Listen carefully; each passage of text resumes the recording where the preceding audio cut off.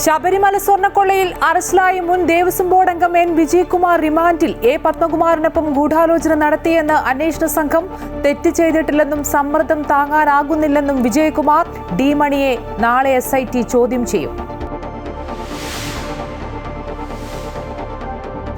പ്രതിരോധ മേഖല ശക്തമാക്കാൻ കേന്ദ്രം 79,000 കോടി രൂപയുടെ പ്രതിരോധ ഇടപാടിന് അനുമതി നൽകി 3 സേനകൾക്കായി പുതിയ ആയുധങ്ങൾ വാങ്ങും. കര, വ്യോമ, നാവിക സേനകളുടെ പോരാട്ടശേഷി ശക്തിപ്പെടുത്തുന്നതിനുള്ള നിർണായക തീരുമാനം.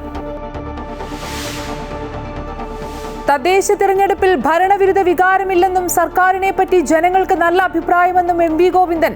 BJPയും UDFും വർഗീയ പ്രചരണത്തിലൂടെ വോട്ട് പിടിക്കാൻ ശ്രമിച്ചെന്നും പലയിടത്തും BJP കോൺഗ്രസ് ഡീലെന്നും CPM സംസ്ഥാന സെക്രട്ടറി.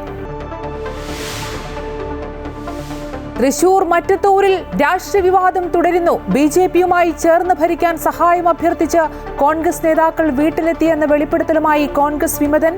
നേതാക്കൾ വീട്ടിലെത്തിയ ദൃശ്യങ്ങൾ പുറത്തുവിട്ട് KR ഔസേപ്പ്. പാറളം പഞ്ചായത്തിലും BJPയെ കോൺഗ്രസ് സഹായിച്ചതായി ആരോപണം.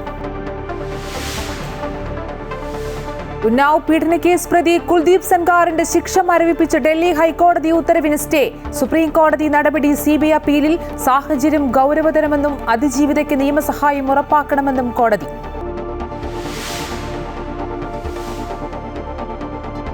ഓൺലൈൻ ലേല ആപ്പായ സേവ് ബോക്സ് ആപ്പ് തട്ടിപ്പ് കേസിൽ നടൻ ജയസൂര്യയെ ED ചോദ്യം ചെയ്തു. ഭാര്യ സരിതയുടെയും മൊഴി ED രേഖപ്പെടുത്തി.